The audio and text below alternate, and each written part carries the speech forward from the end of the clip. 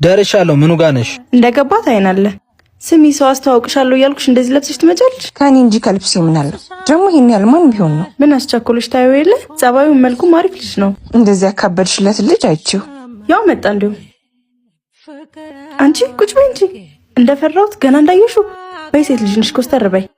ምሩ ኢዛና ትተዋወቃላችሁ እንዴ? እንደዛ ነገር። በጣም ጥሩ። አስተዋውቂ አትፈልጉማ? መጣው እጄን ታጥቤ። ሰው መገናኛ አይታወቅም ለካ።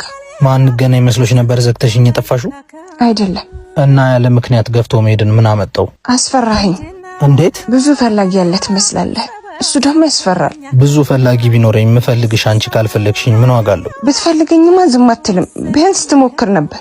ፍቅርን እኮ አትታገዩም። የኔ ኮንሽ መምጣትሽ አይቀርም። ልክ እንደዚህ በአጋጣሚ ቢሆንም። እንዴት ግን? እኔ አላቅም።